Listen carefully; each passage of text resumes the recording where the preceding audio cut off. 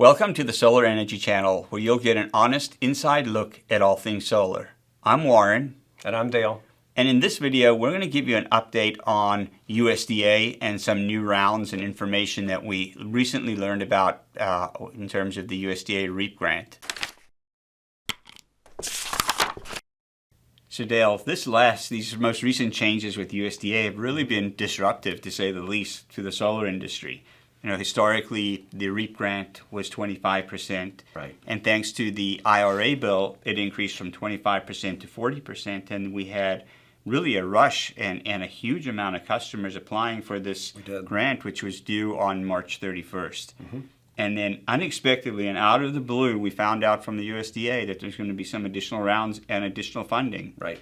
So talk to us a little bit about that. Yeah. So, of course, the 40% round was great for us. End of March, we were inundated. We processed a lot of applications. Had a webinar a few days later, and they rolled this out. You know, $1.05 billion distributed over 6 successive calendar quarters. 2 would be in the current year. 4 would be in the next year, from the government fiscal perspective. So we're in that. We're in that application window right now. Yeah. We have from now until the end of June, the end of the calendar quarter, and then again till the end of September. And it's really a tremendous opportunity. Yeah. For our clients and for us, for the solar industry. Yeah. I mean, we've never seen the USDA REAP grant at this amount, with this amount of funding.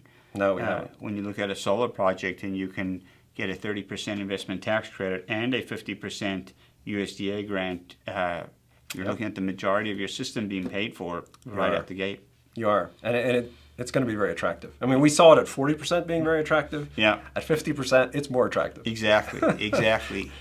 So for customers who are considering potentially applying for a USDA REAP grant, right, should they apply in the current round, apply for multiple rounds? How should they navigate that? But our understanding is that you have to apply once per fiscal year. Right. So if they apply for this round, end of June, they would automatically, if they did not receive it, they would automatically roll into the next round. Correct. But then at the end of the year, that's considered the end of the year, the end of the fiscal year. For the next quarter, they have to reapply. Right.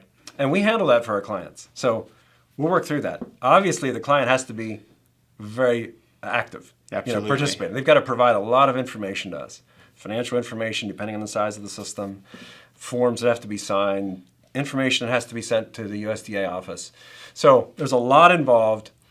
We've done many of them, so we have experience. Now, with the new rounds, that's changed. The requirements have changed, and the scoring system has changed. So why does the scoring system matter? The scoring system determines the order in which the money is awarded. So if all the money is allocated, or maybe more than what's to be allocated is requested, they're going to go by that score. Right. And they're going to base it on that. And the scoring system is new.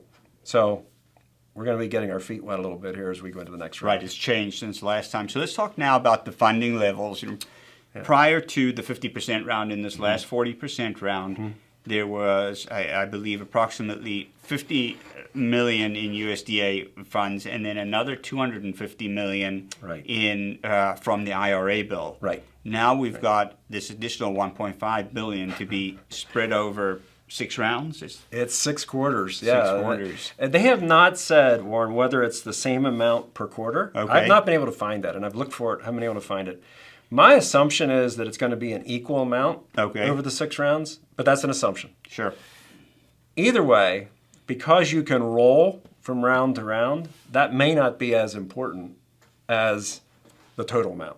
However, advantageous, and the sooner you get in, the more opportunities you have to get the money. Absolutely. I mean, right now, if you go into the next round, you would have potentially 6 rounds to apply. Exactly. If you wait and go in 3 rounds from now, you only have 2 rounds. Right. And we don't anticipate the amount of money changing. So what's going to happen, how many people will apply, that's an unknown for us. Sure. But it's very attractive, very attractive. Sure. So in summary, I would say that if you're interested in applying for a 50% grant, now is the time. The sooner you get this in, the better, and the better your opportunity is to get the grant, be awarded. but also know that there's substantial homework on your part as the customer, and Yes. you need to be organized and diligent and responsive in order to help us help you get that grant submitted. So Dale, let's talk really quickly just about how amazing this incentive is. When you're looking at as a business, you have to be a business or a farmer in order to apply for the Correct. USDA REAP grant. So you get the benefit of the REAP grant, the investment tax credit, as well as depreciation. And Right. what does that look like from an investment perspective? It could even be better than that, Warren, because we've got utility companies that are putting some grants out there. Yeah. So there's a potential that you would have USDA, utility grant, ITC add-ons. Right? It could go over 100%. I mean, theoretically, Yeah. it could go over 100%. I don't think that's going to be very common. Even if it's 80%, that's huge. If Yeah. you're going to make an investment to reduce your cost for the next 25 years and somebody's going to pay 80% of it for you, it's pretty attractive. Sure. So I think, I think we're going to see a continued influx of businesses. And I don't know if you mentioned this, but it is based on geographic areas. Sure. The USDA has Yeah. qualifying areas. Absolutely. And you have to be in those. It can't just be a business Right. anywhere. If you're in those areas and you can qualify, we can apply. And we do that in-house. We have our own staff that's applying for these. And we found that really beneficial because in this last round, third parties were actually maxed out. There were that many Right. applications. Right. So that's an important piece. You need to find an installer that has the capacity and the ability and does a great job at writing these grants Right. for you. All right, Dale. So now if one of our customers may have already applied for this last 40% round Yeah. and they hear about this exciting new opportunity of 50%, what should they do? Or should they be pulling their hair out that they did not get 50%? I think they should be really, really grateful if they get the 40%. Okay, yep. That's really my position. So here's why. The 40% round, Warren, had a bigger pool of money Yes. for that round. Okay, so their odds of getting it are better Right. in the 40% round. Here's the reality of it. If you don't qualify, if there's more applications than there is money to allocate, to distribute, then you get nothing. Yeah. That's the brutal truth. Yeah. So if they get approved at 40%, man, that's a win. You still have a tremendous payback on your system if Yes. you're getting that. I would suggest they do nothing. Now, if somebody's insistent and says we want to go to the 50%, here's the challenge.